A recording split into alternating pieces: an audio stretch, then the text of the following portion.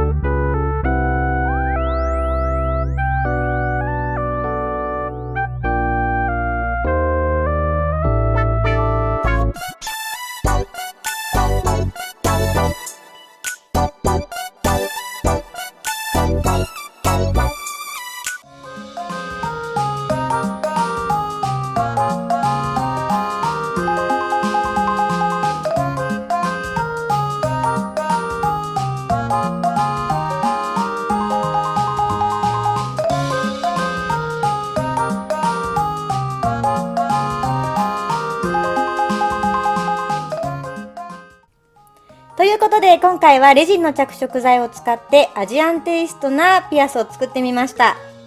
この花びらをどんな色味にするかかなり悩んだんですけど、このブルーは青と紫を足してちょっと深めに作りました。オレンジはそのまま使って赤も